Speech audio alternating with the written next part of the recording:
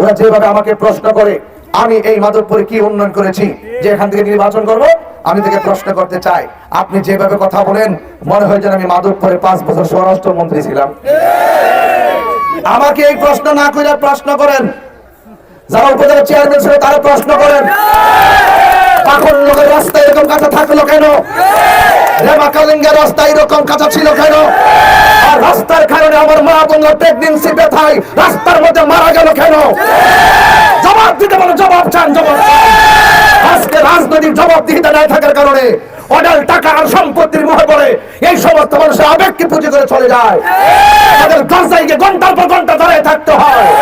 আমি কথা দিয়ে যাচ্ছি, আমি যদি আপনাদের প্রতিনিধি হতে পারি দরজা খোলা থাকবে, কোন নেতা পার্টি নেতা নিয়ে আমার কাছে যাওয়া লাগবে। আমি চাই কে কোন দরকার জানি না, আমি যদি আপনাদের প্রতিনিধি হতে পারি, বিনা অপরাধে যারা জেলে গিয়েছে প্রত্যেকটা অপরাধী মাধবপুর চুনারগাঁয়ের প্রত্যেকটা লোককে আমি ইনশাআল্লাহ। আজকে আমরা দেখেছি রাজনৈতিক ভাবে যে অস্থিরতা শুরু হয়েছে, মানুষ অনিরাপত্তার সাথে ভুগতেছে, মানুষ অনেক অনিরাপদ, হামলা মামলায় মানুষের জনজীবন অতিষ্ঠ হয়ে পড়েছে। এই দেশের একমাত্র শান্তিপ্রিয় দল আহলুস সুন্নাত ওয়াল জামাত। এই আহলুস সুন্নাত ওয়াল জামাত মনে করেছে যেইভাবে রক্তর খেলা রাজনীতি চলছে, যেইভাবে চাঁদাবাজি লুটতরাজের দুর্নীতি চলছে, যেইভাবে মানুষকে হামলা মামলা দিয়ে বাড়িঘর হারা করছে, ঠিক ওই মুহূর্তে আমাদের আহলুস সুন্নাত ওয়াল জামাতকে এই দেশের হাল ধরতে হবে। এরই ধারাবাহিকতায় আমরা মোমবাতি প্রতীক নিয়ে মাঠে নেমেছি। বয়স মাত্র শুধুমাত্র 1.5 মাস।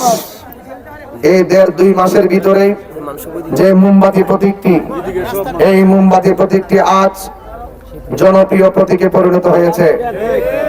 আমাকে আগে ছোট ছেলেরা দেখলে আমাকে বলতো তাহির হুজুর যায়, তাহির হুজুর যায়।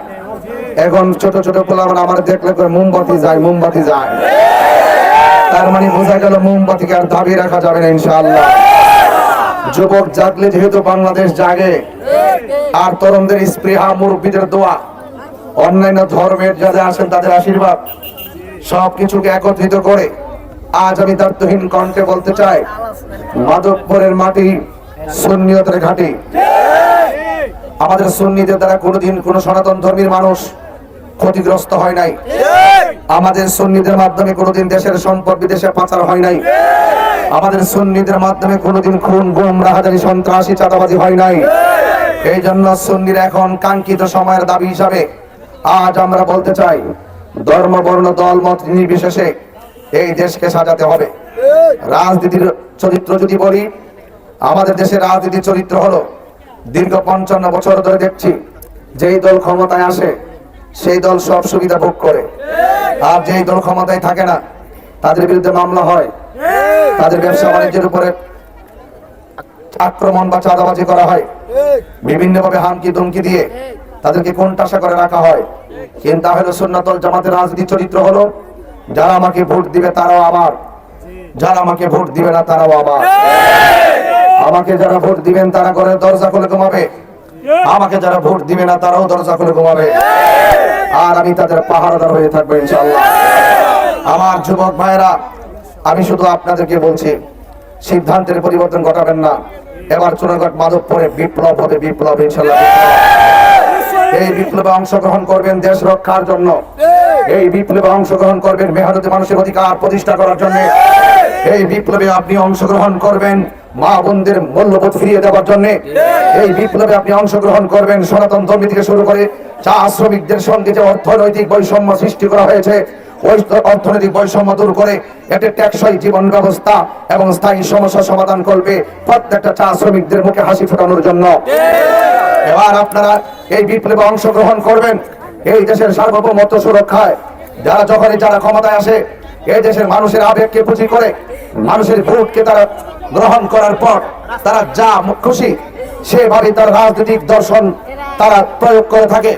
আমি পরিষ্কার ভাষায় বলতে চাই, আমরা যদি বিশেষ করে আপনাদের সমর্থন, আপনাদের মহামূল্যবান ভোটে আল্লাহ পাক যদি আমাকে আপনাদের প্রতিনিধি হিসাবে কবুল করেন, আমি কথা দিয়ে যাচ্ছি মাদকদ্রব্যের ব্যবসায়ীদের কাছ থেকে চাঁদাবাজদের চাঁদা টেকসই ভাবে বন্ধ করে দেবেন ইনশাআল্লাহ। অবৈধভাবে বালু উত্তোলন বন্ধ করে দেবে ইনশাআল্লাহ।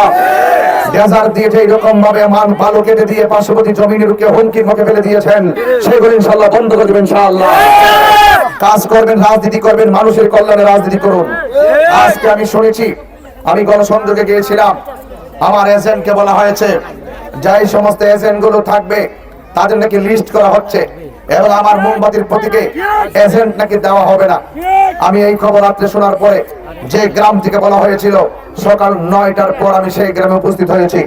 আমি বলেছি আমার এই কেন্দ্রে এজেন্ট থাকবে, শান্তিপূর্ণ, অবাধ, সুষ্ঠু, নিরপেক্ষ নির্বাচন অনুষ্ঠিত হবে। এই জনগণের যে আকাঙ্ক্ষা, এই নির্বাচন আসন্ন ত্রয়োদশ জাতীয় সংসদ নির্বাচনকে কেন্দ্র করে জনগণের মধ্যে যে আকাঙ্ক্ষা সৃষ্টি হয়েছে, সেই আকাঙ্ক্ষার রূপরেখা যারা ব্যাহত করার চেষ্টা করবে, এই শান্তিপ্রিয় জনতা তার জবাব দিবে ইনশাআল্লাহ। এই জবাব নিশ্চয়ই বুলেটের মাধ্যমে হবে না, এই জবাব হবে ব্যালটের মাধ্যমে। সবাই নীরবে নীরবে মনের ভিতরে যে অঙ্কন করেছেন, আমাদের হুজুর আল্লামা জুবায়ের রাজভী হুজুর বলেছেন যে আপনাদেরকে অনেকে বিভিন্নভাবে প্রতারিত করার চেষ্টা করবে, কিন্তু ভোটটা শেষ পর্যন্ত মোমবাতিতে মারবেন। এইভাবে আপনারা আসুন। কখনো কখনো নীরবতাই হয় শ্রেষ্ঠ হাতিয়ার। অনেকে আমাদেরকে মামলার হুমকি দেয়, অনেকে হামলার হুমকি দেয়, অনেকে আমাকে বলে তাহিরের বাড়ি ব্রাহ্মণবাড়িয়া, সেই দেশের মধ্যে কি উন্নয়ন করছে। তাদের কথার উত্তর দিতে চাই, সনাতন ধর্মী ভাইদেরকে নিয়ে উত্তর দিতে চাই, এই মেহনতি মানুষদেরকে নিয়ে জবাব দিতে চাই। একটা কথা বলতে চাই, ওরা যেভাবে আমাকে প্রশ্ন করে আমি এই মাধবপুরে কি উন্নয়ন করেছি যে এখান থেকে নির্বাচন করব, আমি থেকে প্রশ্ন করতে চাই, আপনি যেভাবে কথা বলেন মনে হয় যেন আমি মাধবপুরে 5 বছর স্বরাষ্ট্রমন্ত্রী ছিলাম।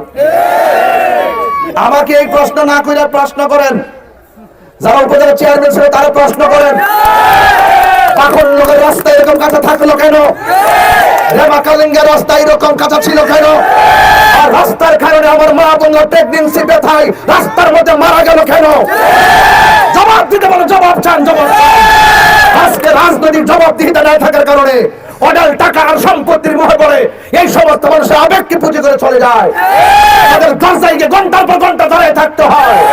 আমি কথা দিয়ে যাচ্ছি, আমি যদি আপনাদের প্রতিনিধি হতে পারি, দরজা খোলা থাকবে, কোন নেতা পার্টি নেতা নিয়ে আমার কাছে যাওয়া লাগবে। আমি আপনাদেরকে বলছি, আবারও বলছি, পরিষ্কার ভাষায় বলছি, এই সমস্ত তরুণ যোদ্ধাই আমার শক্তি, কারণ নাই অধম্য শক্তি। এই যুবকদেরকে নিয়ে ইনশাআল্লাহ এই মাধবপুর চুনারগাঁয়ের ভাগ্যকে পরিবর্তন করার পথে আল্লাহ সাহায্য কামনা করে মাঠে নেমেছি ইনশাআল্লাহ। সনাতন ধর্মী যারা আছেন, আমি আপনাদেরকে আশ্বস্ত করে যাই, এখানে দাঁড়িয়ে বলে গিয়েছিলাম হিন্দু মন্দিরে যাবে, বৌদ্ধ পেগোডায় যাবে, খ্রিস্টান গির্জায় যাবে, মুসলমান মসজিদে যাবে, যার যার ধর্ম স্বাধীনভাবে পালন করবে। সবাই শুধু শান্তি চায়, সবাই শুধু নিরাপত্তা চায়। আজকে আপনি চা শ্রমিককে গিয়ে বলেন তোমার পদ ছিল আওয়ামী লীগে, তোমাকে মামলা দেওয়া হবে। আশ্চর্য ব্যাপার শুনে, এটা চা শ্রমিক দিনে এনে দিনে খায়, সে কোনো না কোনো কারণে একটা দলের হইতে পারে, হতে পারে কিনা বলেন? আপনার বিএনপির মতো তো হতে পারে, জাতীয় পার্টির মধ্যে হতে পারে। আপনি যখন চা শ্রমিকদের মধ্যে যখন মামলার হুমকি দিয়েছেন, তার মধ্যে বোঝা যায় আপনার রাজনৈতিক প্রতিহিংসা থেকে আপনি এখানে বেরিয়ে আসতে পারেন না। আমি চাই কে কোন দরকার জানি না, আমি যদি আপনাদের প্রতিনিধি হতে পারি, বিনা অপরাধে যারা জেলে গিয়েছে প্রত্যেকটা অপরাধী মাধবপুর চুনারগাঁয়ের প্রত্যেকটা লোককে আমি ইনশাআল্লাহ নমস্কার কথা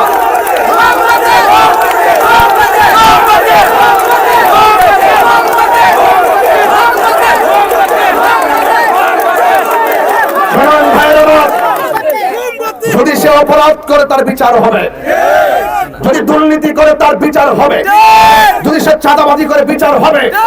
কিন্তু আপনি নিরপরাধ মানুষকে রাজনীতির সূত্র ধরে জেলের পর জেলে ঢুকাই দিলেন, কোথায় তার সন্তান লেখাপড়া করে, কোথায় তার পরিবার কেমনে দিন কাটায়?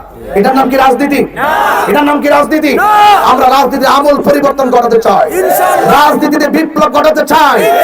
আল্লাহ পাক আমাকে দয়া করে এই মাধবপুর চুনারঘাট সম্প্রীতির মাধ্যমে এমন মডেল বানাবো, সারা বাংলাদেশের আসন এই মাধবপুর চুনারঘাটকে শুরু করবেন। আপনাদেরকে উদাত্ত আহ্বান জানাবো, যেহেতু আমার একাধিক প্রোগ্রাম আছে, আমি আর লম্বা করলাম না। জয় হোক মানবতার, জয় হোক চা শ্রমিকদের, জয় হোক ব্যবসায়ী বন্ধুদের, জয় হোক মোমবাতি প্রতিদিন ইনশাআল্লাহ।